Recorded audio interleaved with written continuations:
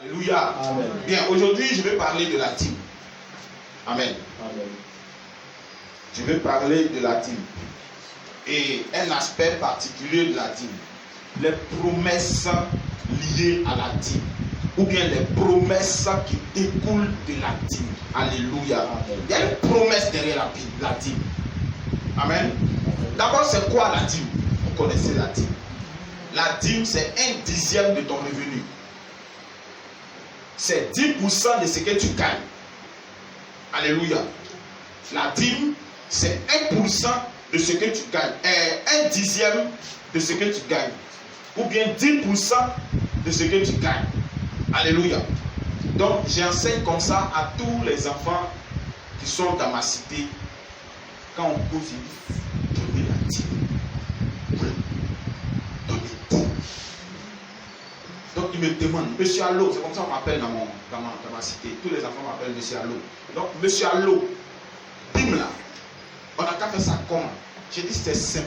Tu as 100 francs, tu envoies 10 francs. Tu as 200, tu envoies 20 francs. Tu as 300, tu envoies 30 francs. Tu as 400, tu envoies 40 francs. Tu as 500, tu envoies 50 francs. Tu as 1000 francs, tu envoies 100 francs. Et arrivé à un certain moment, tous les enfants, ils venaient, tu arrives devant ma porte.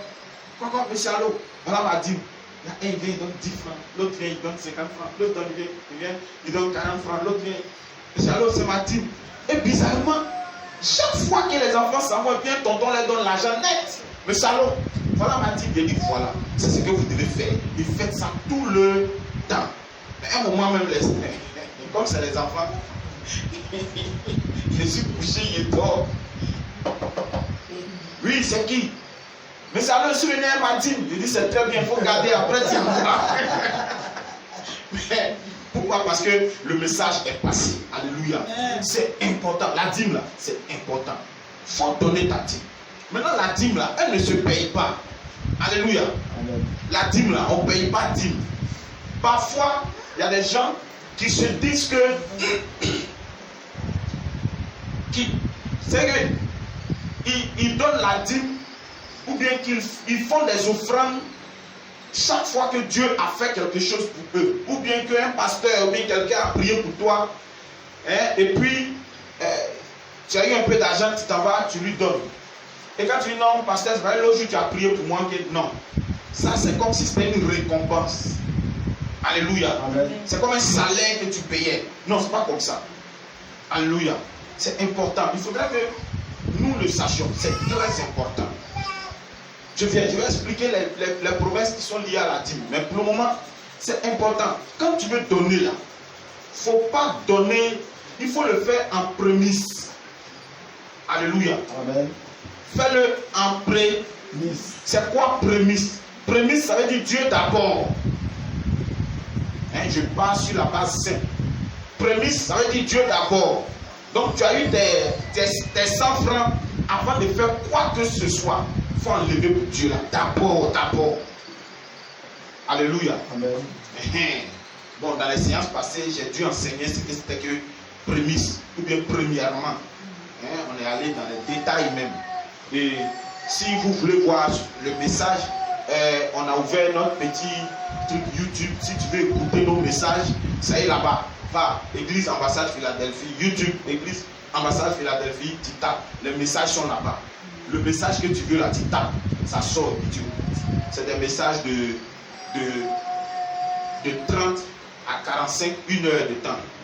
Alléluia. Amen. Donc, on a vu que c'est important. Nos messages qu'on prêche, parfois on prêche nos messages et puis c'est fini. Donc on a décidé de prendre et puis de mettre ça quelque part.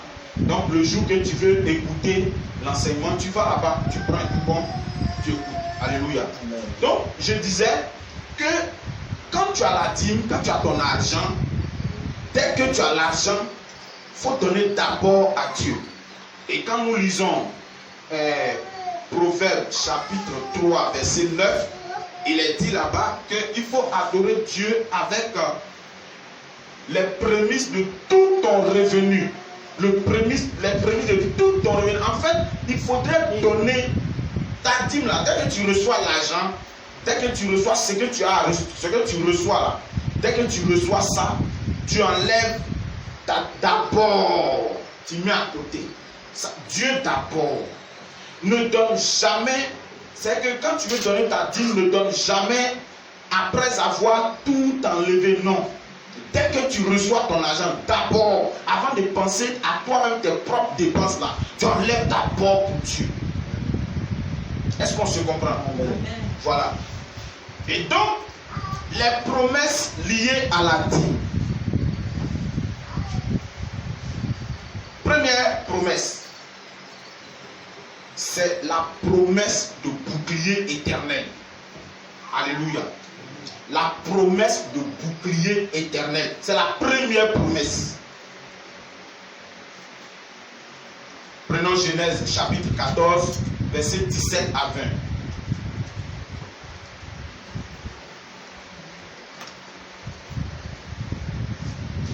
Genèse 14, versets 17 à 20.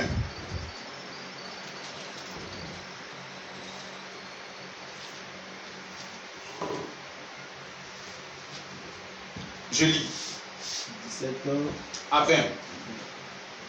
Il dit, lorsqu'Abraham revint de sa victoire sur Kedorlaomer et sur les rois qui étaient ses alliés, le roi de Sodome sortit à sa rencontre dans la vallée de Chavé, c'est-à-dire la vallée du roi. Melchisédek, roi de Salem, fit apporter du pain et du vin. Il était prêtre du Dieu très haut. Il bénit Abraham en disant, Abraham, sois béni par le Dieu très haut, le maître du ciel et de la terre. Béni soit le Dieu très haut qui a livré tes ennemis entre tes mains. Abraham lui donna la dîme de tout. Alléluia. Amen. Abraham lui donna la dîme de tout. Donc vous voyez que ici, Abraham a donné la dîme de tout. J'aime exagérer en disant tu as eu bonbon, il faut donner dîme de bonbon. Amen. Tu as eu ce que tu as là, il faut donner dîme de ça. Tu enlèves pour Dieu, tu mets à côté. Quel que soit ce que c'est.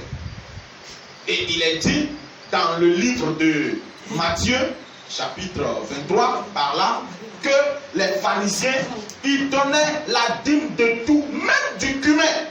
C'est que même de la plus petite chose qu'ils avaient, ils donnaient la dîme de ça. Et on dit quoi? Que si ta droiture, ta justice ne dépasse pas ceux des pharisiens, tu ne peux pas aller au ciel. Alléluia. Amen. Parce qu'ils étaient réglo. Ce qu'ils gagnent là, ils donnent dîme de ça. Alléluia. Regarde, c'est le secret de prospérité des Juifs. Ça ne faut pas se plaquer. C'est le secret de prospérité des Juifs. Ils ont leur façon à eux de redistribuer les biens à partir de la dîme qu'ils donnent. Alléluia. Amen. C'est important. Donc, on dit que Abraham a donné la dîme de tout.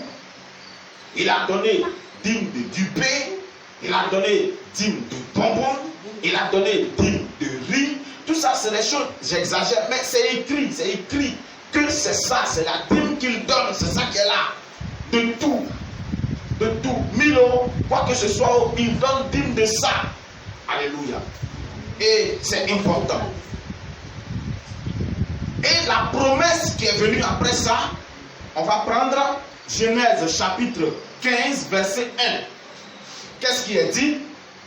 Après ces événements, oui, la parole de l'Éternel fut adressée à Abraham dans une vision. Oui. Et il dit, Abraham, oui, ne crains point, je suis ton bouclier. Alléluia. Et ta récompense sera très grande. Alléluia. Regardez, après avoir donné la dîme de tout, la Bible dit que Abraham a reçu la promesse de Dieu, de la part de Dieu. Dans quoi? Une vision. Pour lui dire, je suis ton bouclier. Il y a une version qui dit, je suis moi-même ton bouclier. Alléluia. Amen. Et qui parle, c'est Dieu. Dieu lui dit, je suis ton bouclier et ta récompense sera très grande. Alléluia. Amen. Regarde, quand tu donnes dîme là, Dieu est ton bouclier. Alléluia. Amen. C'est moi qui ai dit, c'est qu'ils ont dit à Abraham là. C'est pas moi. On dit que dès qu'il a donné la dîme, la nuit quand il est parti dormir, Dieu s'est révélé à lui et Dieu lui a fait la promesse. Je suis ton bouclier et ta récompense sera très grande. Ta récompense sera très grande. Une manière de dire, Dieu va te protéger. Dieu lui-même, il va venir se mettre entre les difficultés et toi. Et il ajoute encore que tu seras récompensé. Amen. Alléluia. Amen. S'il vous plaît, il faut donner dîme. Amen. Amen. Il faut donner dîme. Dîme là, il ne faut pas jouer avec. Dîme là, ce n'est pas pour toi. Il faut donner dîme. Amen. Amen. Voilà. Avant de venir parler d'un sujet, je me débrouille pour être d'abord dans les normes avant de venir vous parler de ça. Amen. Amen. Donc moi-même là, je donne dîme quelque part. Alléluia. C'est important. Hein? La dîme là, il ne faut pas jouer avec. Ça là, c'est pas pour toi. Il y a des gens, il y a des adeptes d'une doctrine qui disent que si tu ne donnes pas ta dîme, tu as volé Dieu. Et ils disent que si tu n'as pas payé ta dîme sur un certain nombre de temps, si tu n'as pas payé ta dîme sur un certain nombre de temps, tu dois calculer le nombre de temps que tu as fait là. Sans donner ta dîme, tu calcules et puis tu donnes tout cet argent. C'est faux. Je ne suis pas d'accord avec ça. Et je vais vous expliquer. Prenons Lévitique chapitre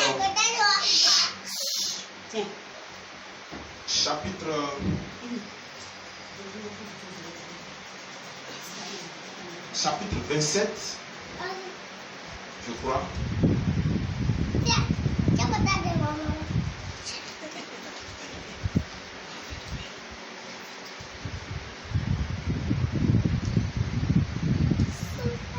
Oui, Lévitique 27, verset 31. Écoutez très bien. Je vais lire verset 30. Là, on va comprendre. Toute dîme de la terre, soit des récoltes de la terre, soit des fruits des arbres, appartient à l'Éternel. C'est une chose consacrée à l'Éternel. Nous sommes en train de dire ici que toutes les dîmes appartiennent à Dieu. Maintenant, verset 31. Si quelqu'un veut racheter quelque chose de sa dîme, il ajoutera un cinquième. Alléluia. Amen. Un exemple. Ta dîme, c'est 500 francs. C'est un exemple simple.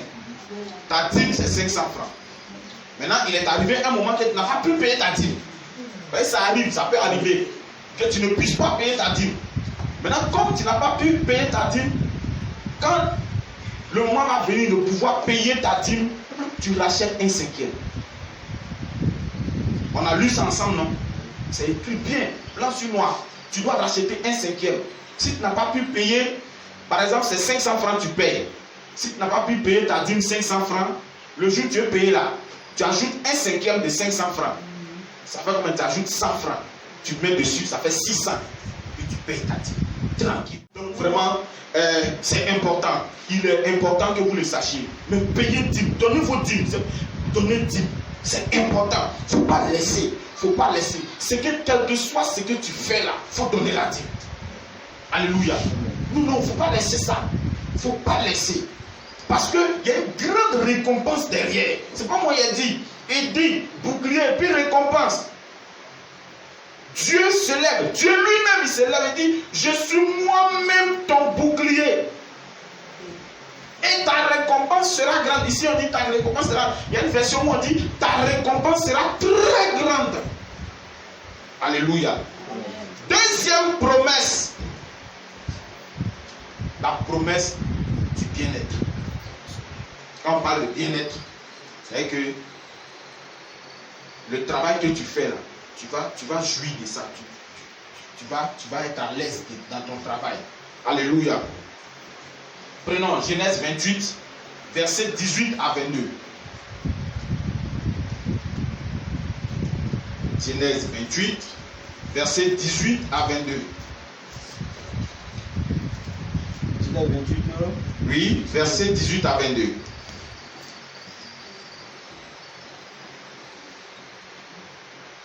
Il prit la pierre dont il avait fait son chevet, il la dressa pour monument. Oui.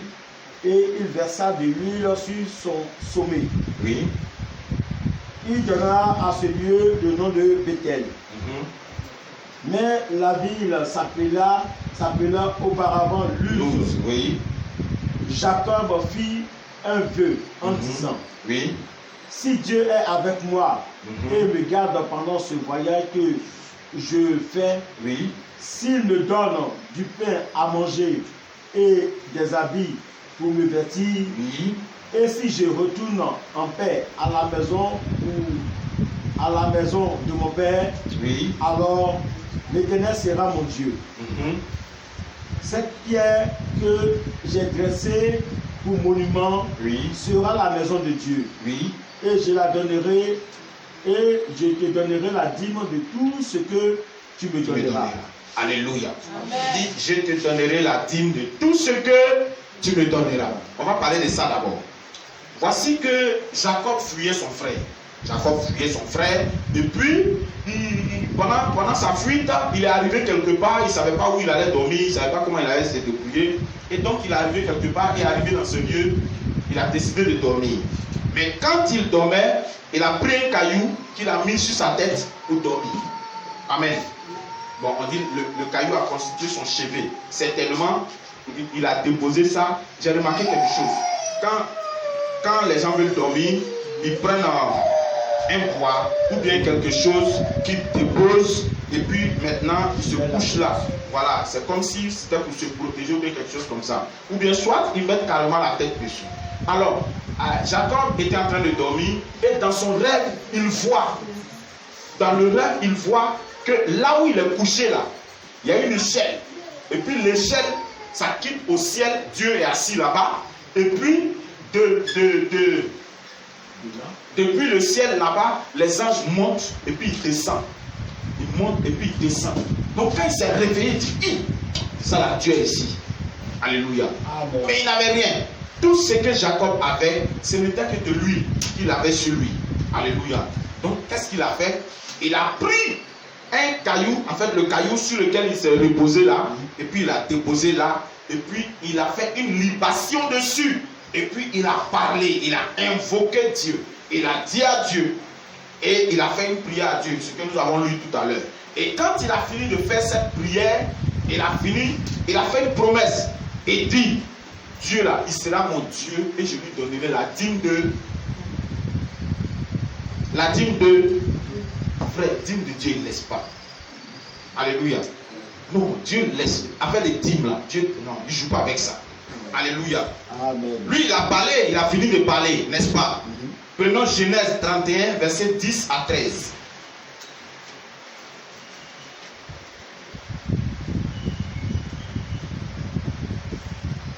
Genèse 31, versets 10 à 13. Au temps où les brebis entraient en chaleur, je levai les yeux. Et j'ai vu en songe que le bouc qui couvrait les brebis était rayé, tacheté et marqueté. Et l'ange de Dieu me dit en songe, Jacob, je répondis, me voici. Et dit, lève les yeux et regarde. Tous les boucs qui couvrent les brebis sont rayés, tachetés et marqués. Car j'ai vu tout ce que tu fais là-bas. Je suis le Dieu de Bethel. C'est bien.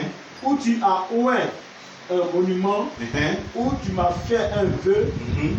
Maintenant, lève-toi, sors de ce pays et retourne au pays de ta naissance. Alléluia. Est-ce que vous voyez un peu? Mais ici, j'explique un peu. Le monsieur, il a fait sa libation. Il dit, Dieu, j'ai vu que tu es ici. Vrai là. Je m'en vais quelque part. Il m'a cherché mangement.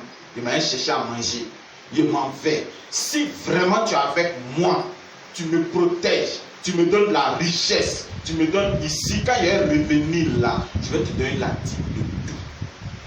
La période où cette action s'est passée, le premier verset s'est passé, et puis ce deuxième verset que nous venons de lire, c'est passé, la période qui s'est écoulée là, ça fait 20 ans. Alléluia. Amen. C'est pour dire que Dieu, son affaire de dîme, il ne joue pas avec. Amen. Amen. Donc Dieu lui-même,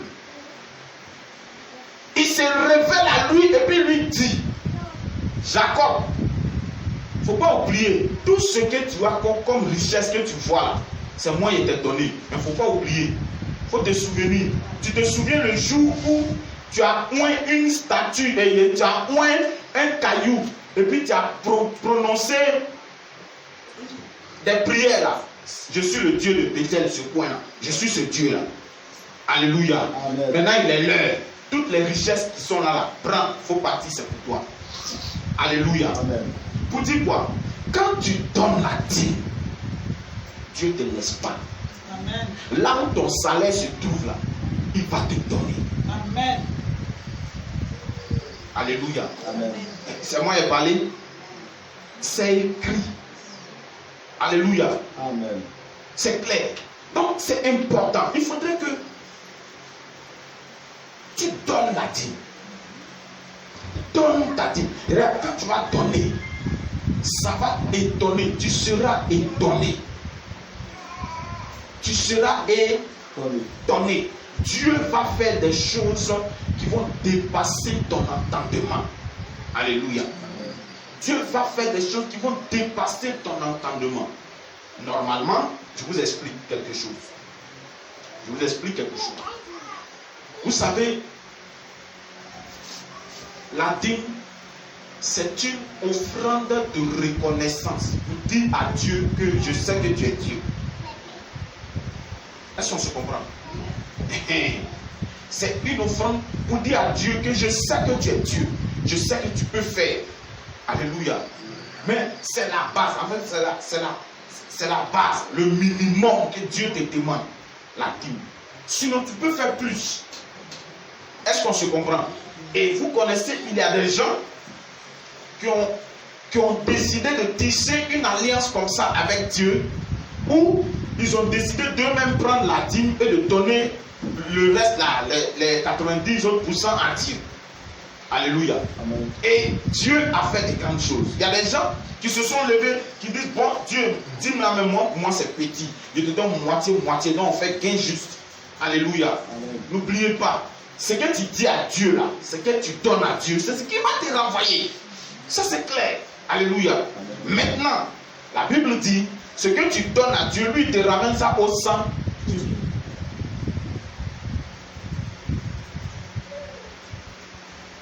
Donc, je ne comprends pas. Comment se fait-il qu'il y a parfois des gens, quand ils ont leur argent, pour enlever dîme dedans, là, ils réfléchissent comme ça.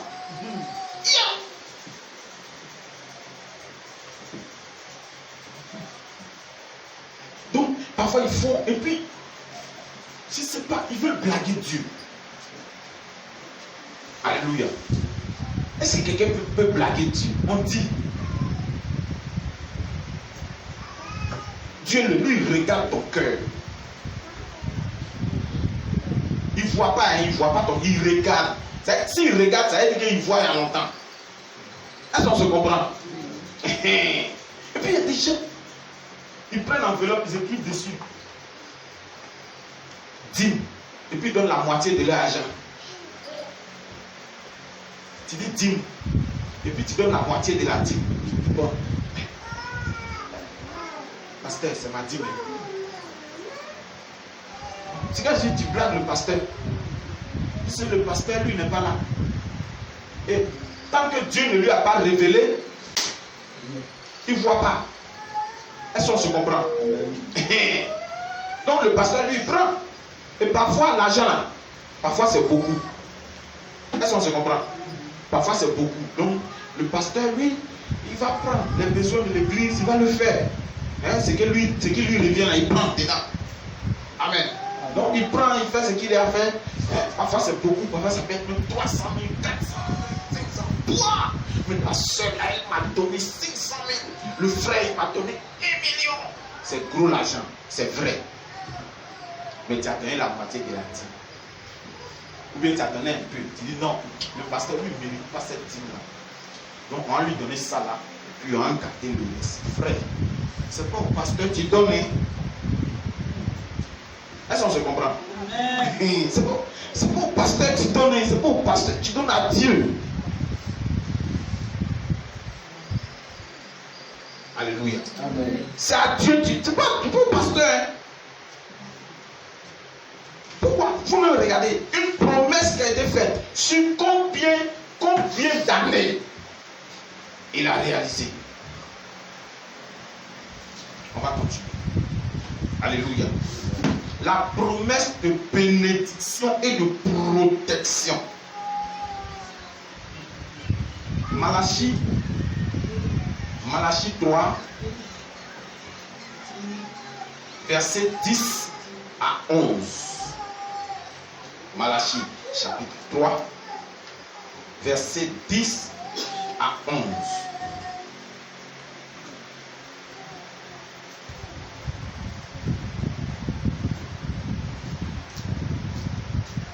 Malachie chapitre 3, c'est juste avant Matthieu.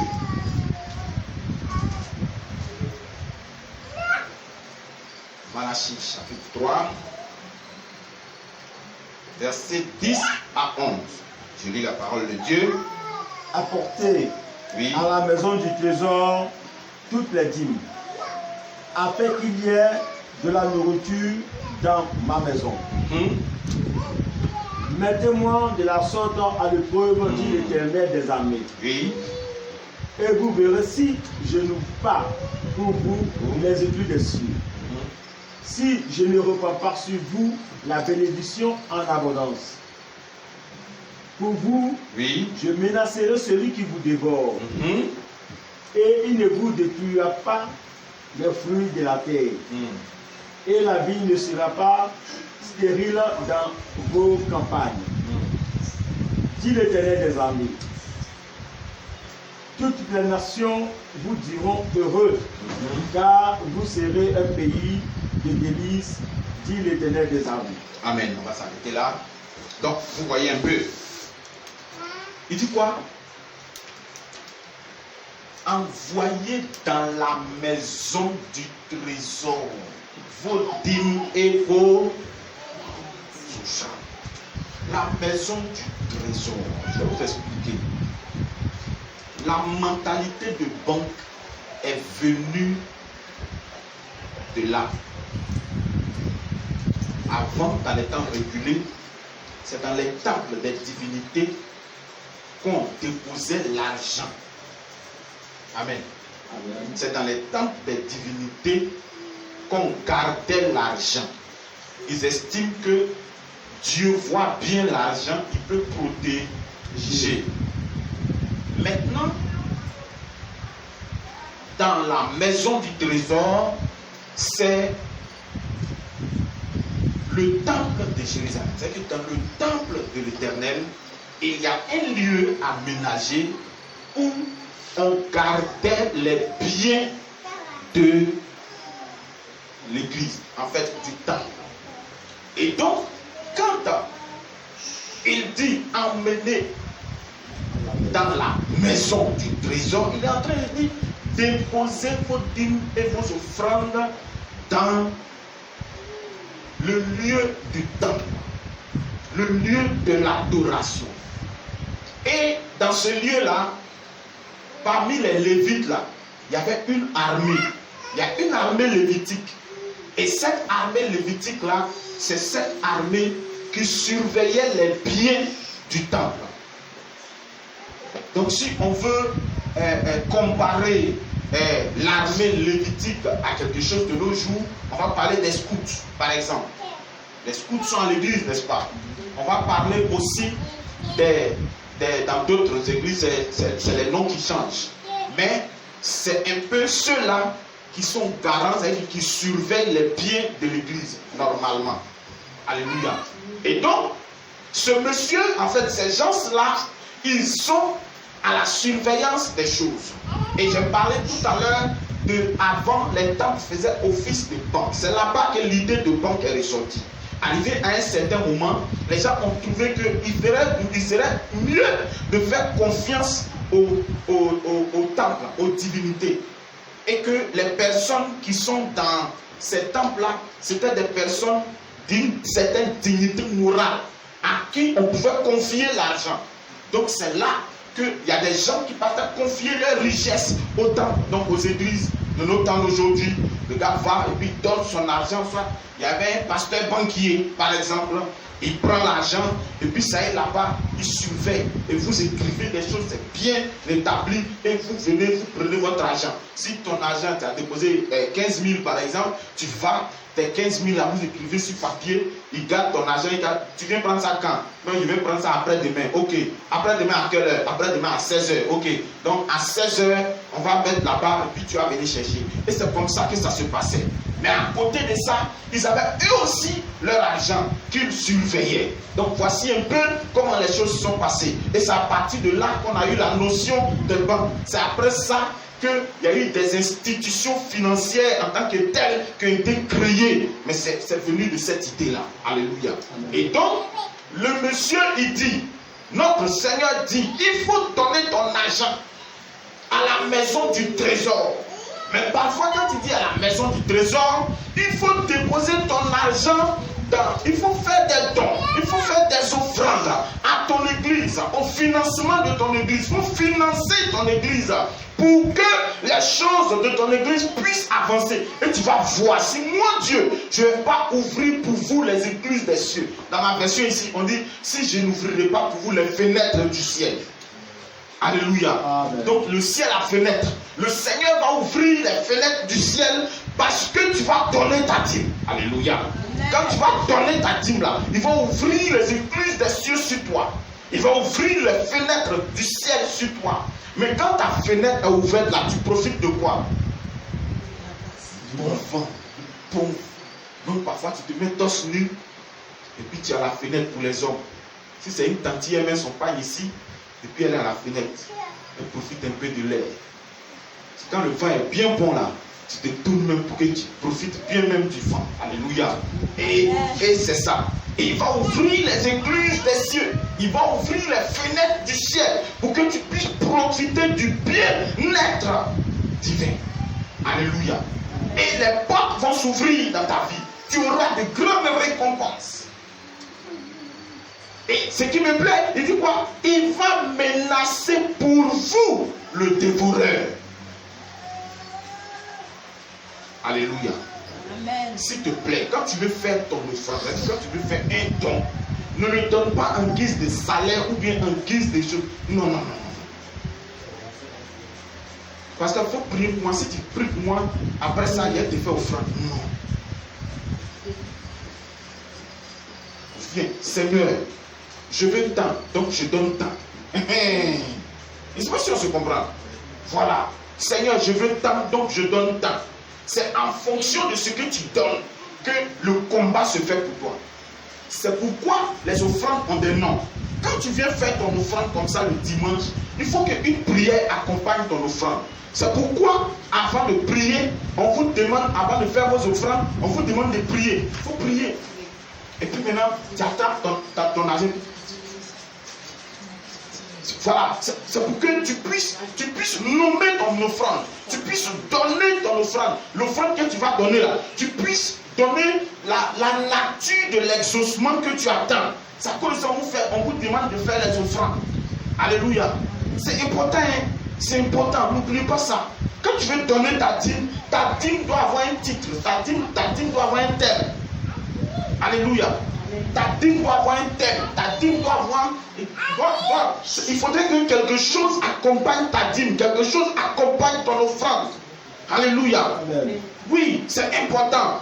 Regardez, vous-même vous voyez nos parents en église, qu'est-ce qu'ils font? Le gars il prend son poulet, quand il y a une situation qui le trouble un peu, il prend son poulet blanc, il s'en va, il tourne autour de sa tête, et puis il parle, il finit de parler, il fait comme ça, il fait les gestes, il finit de faire les gestes, et puis il dit à cause de ça là, voici le poulet là, je te donne, faut prendre, et puis jette. Pourquoi? Il est parti avec son poulet, avec un thème. Alléluia. Ton offrande doit avoir un thème. Ta dîme doit avoir un thème. Quand tu t'en vas donner comme ça, là, il faudrait que ce soit suivi d'un sujet de prière. C'est très important. Très important. Très important. Ne jouez pas avec ça. Et même, je vais ouvrir une petite brèche. Il faut faire de temps en temps des offrandes pour ton enfant. Amen. Il faut faire des offrandes de temps en temps pour tes enfants. Si tu as 5 enfants, on ne te demande pas de donner des sommes faramineuses. Non. Mais, vous savez, l'offrande, c'est la sincérité du cœur. C'est ce qui suit là. C'est ça qui est l'offrande. L'offrande, en réalité, c'est un geste du cœur. Amen. Donc, par exemple, Séraphin, Seigneur, Séraphin, là, il est têtu comme ça. Séraphin, il n'était pas comme ça avant. Aujourd'hui, là même, tu appelles Séraphin même, il fait comme s'il n'entend pas. Plus petit comme cela là. Oh Seigneur, vraiment, tiens 500 là, pour que Séraphin, sa vie change. Amen. Tu as fait une offrande qui vient du... On est en train de parler des dîmes. Je voudrais ouvrir cette presse là dans ce sens. Alléluia. C'est important. Nos mamans qui veulent un mari vraiment. Seigneur, vraiment, un mari là. Il ne veut même pas me laisser venir prier. Seigneur, ta grâce. Vraiment. Bon, Seigneur, vraiment. Tiens 100 francs là. Que le cœur de mon mari change. On se comprend, non? Maintenant, en fonction de l'offrande que tu vas faire, en fonction de la nature de l'offrande et de la dimension de l'offrande, l'exaucement aussi va suivre. Alléluia. Parce que c'est la qualité qui montre le sacrifice en réalité. Alléluia. Bon, aujourd'hui, là, quand on dit sacrifice net, les gens ils voient ces enfants de leur camarade, ils vont prendre tuer. C'est moutons, ils doivent aller tuer. C'est quoi? Non. Alléluia. Le sacrifice, ça peut venir de toi-même. Toi-même, tes actes que tu vas poser, tes actions que tu vas faire.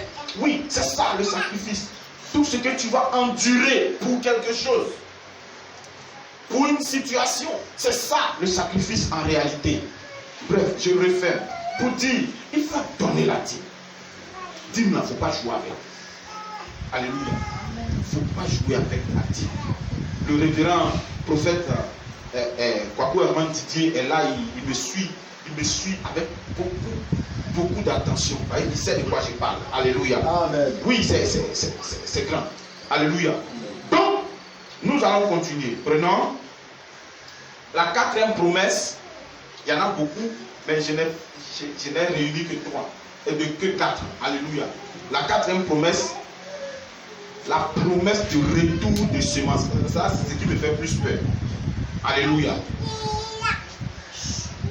La promesse du retour de semences. On va prendre Galates chapitre 6, verset 6. Galates 6, verset 6.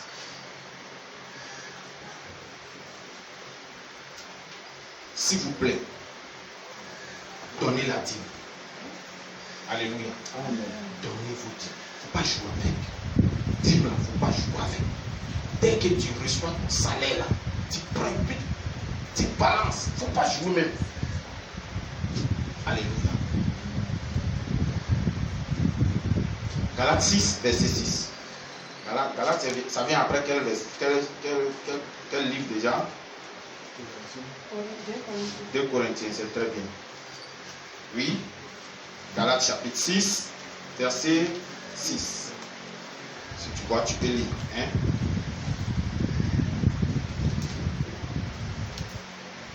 Ok, je lis. que celui à qui l'on enseigne la parole donne une part de tous ses biens à celui qui l'enseigne. Ne vous y trompez pas. Je vais lire jusqu'au verset 8. Ne vous y trompez pas. On ne se moque pas de Dieu. Ce qu'un homme aura semé, il le récoltera aussi. Celui qui sème pour satisfaire sa nature propre récoltera d'elle la ruine. Dans d'autres versions, on dit la corruption. Mais celui qui sème pour l'esprit récoltera de l'esprit la vie éternelle. Je vais aller jusqu'au verset 9. Ne négligeons pas de faire le bien, car nous moissonnerons au moment convenable. Si nous ne nous relâchons pas. Alléluia. Verset 10. Ainsi donc, pendant que nous en avons l'occasion, pratiquons le bien envers tous et en particulier envers nos proches dans la foi. Alléluia. Amen. Le verset qui nous intéresse pour le moment, c'est le verset 6. Que celui à qui l'on enseigne la parole donne une part de tous ses biens à celui qui l'enseigne. Alléluia. Bon, ici, c'est de qui il s'agit? Que celui à qui l'on enseigne la parole fasse part de tous ses biens à celui qui l'enseigne. Il s'agit de qui? Qui t'enseigne? C'est le serviteur de Dieu. C'est le serviteur de Dieu. Ouais, le serviteur de Dieu. Mais il faut aller en profondeur. Qui t'enseigne? C'est Dieu lui-même. C'est Dieu lui-même. Mais qui enseigne de la part de Dieu? C'est son serviteur. C'est son pasteur. La mère de son serviteur. Alléluia. Amen. C'est intéressant ça. Alléluia. Amen. C'est important. Amen. Tu as un pasteur. C'est quoi on dit? Pasteur, regarde. On va dire les pasteurs. Celui à qui. Alléluia. Je vais parler un peu de ça. Regarde. Celui qui t'enseigne, c'est la personne que Dieu met sur ta vie. Alléluia. Il y a beaucoup de ça, il ne faut pas en se plaindre. Il y a beaucoup de pasteurs. Si c'est pasteur là, il y en a. Si c'est pasteur, il y en a beaucoup. Mais parmi les pasteurs, il y a un. Lui là, quand il te dit bonjour, ta situation se décante. Amen. C'est un. Alléluia. Amen. Lui, quel que soit le problème que tu as, tu vas l'expliquer à tous les autres. Il n'y a pas de changement. Dès que tu le vois là, vous causez seulement, tu es libéré. Amen. Est-ce que tu comprends? Amen. C'est lui là qui est ton pasteur. Est-ce qu'on se comprend? Amen. C'est pas une affaire de non, c'est l'homme de Dieu.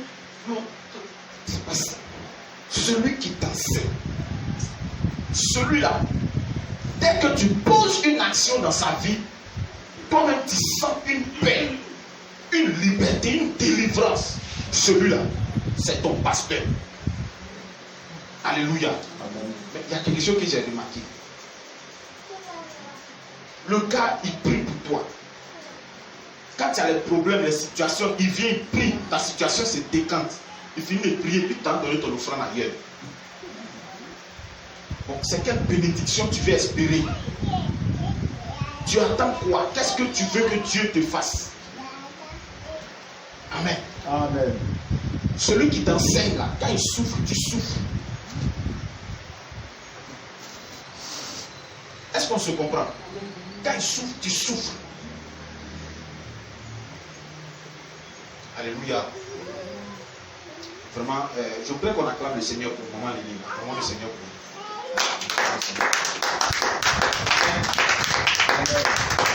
Alléluia. Amen. Je dis ça pourquoi? Parce que je vais rendre témoignage d'elle. Parce que quel que soit où elle est, quel que soit ce qu'elle fait, elle a dans sa tête qu'elle a son pasteur. Ça, elle, je parle de ça.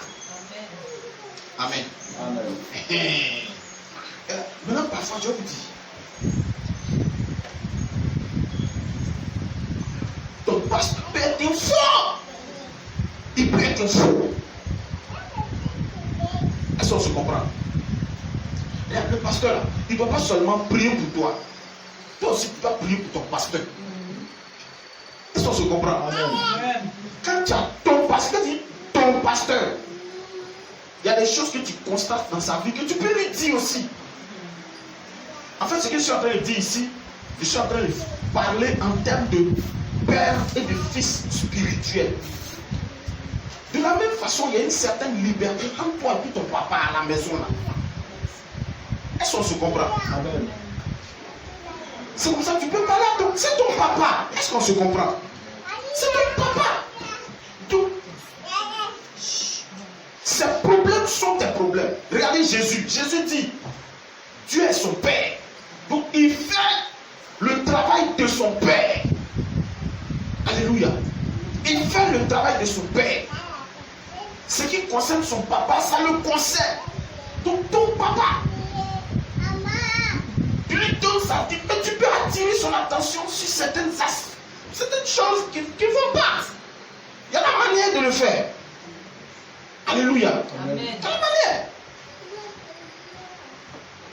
Mais quand tu vas lui parler à ta façon, le gars, il va comprendre que mon enfant là est frustré.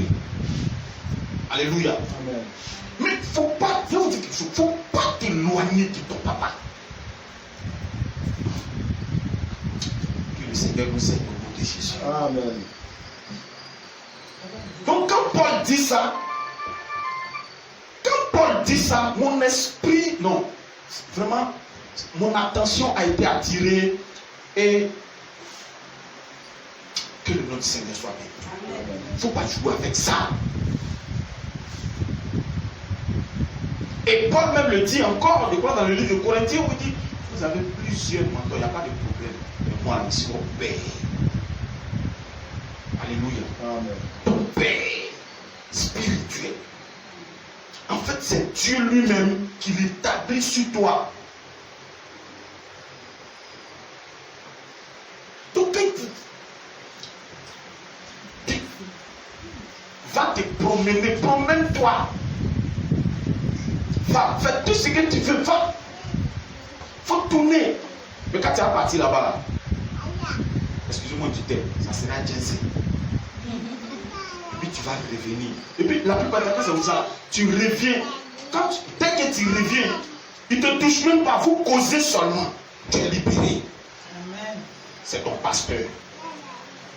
Alléluia. Amen. C'est lui qui est ton pasteur. Sinon, il y a beaucoup de pasteurs. Il y en a. Ils sont pleins.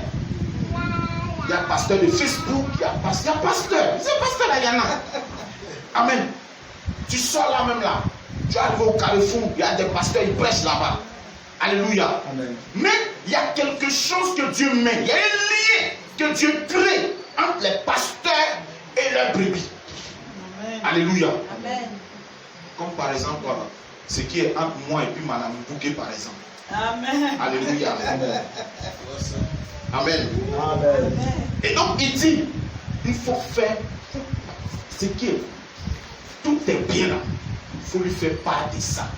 Et il faut lui donner aussi des dents. Tu as eu à ticket, tu as 2 boules, il faut envoyer pour le pasteur. Amen. Amen. Tu as eu du riz, tu as un peu, pour le pasteur. Amen. Pasteur. Tu veux payer les habits de tes enfants, paye pour les enfants du pasteur. Amen. Le pasteur. Amen. Amen. Tu veux payer l'école de tes enfants, le pasteur. Alléluia. C'est ce que les gens dire. C'est important, hein? C'est important. Oh. Alléluia. C'est très important. Et il dit quoi? Quand tu veux faire les choses juste pour te montrer là, c'est pas ça au verset 7. Le gars il a dit, pasteur, on va dire, hein? Et puis il vient te... il veut te montrer qu'il est venu te donner une dîme. Pasteur! Non, c'est pas comme ça. Alléluia. vient d'une certaine discrétion, c'est à Dieu que tu donnes. Ils ont dit, je vais lire, vous allez voir. Verset 7. Je lis, hein? Verset 8. Celui qui sème pour satisfaire sa nature propre récoltera d'elle la ruine. La corruption. Dans d'autres versions, c'est la corruption. C'est ça, non? Oui. Tu sèmes pour ta nature propre. C'est-à-dire que tu veux donner pour toi-même quoi? Pour ton bluffage. Pasteur, j'ai envoyé ma dîme, je ne pige où? Frère, il faut laisser le côté là. Il faut donner parce que tu es venu pour donner à Dieu. Le pasteur n'est juste que le passage. Alléluia. Amen. Qui est fâché? Personne n'est fâché. Mais à qui est-ce que ça fait du bien? Réellement. Amen. Alléluia. C'est important. Dans mon bouquet, je vais venir moyen mon article là. Amen. Alléluia. Amen. Donc voici un peu ce que j'avais voulu que nous partagions ensemble. C'est important. C'est important. Tu as ton, quel que soit ce que tu as, la dîme, il faut donner la dîme. Alléluia. Il faut donner. C'est important. Donne ta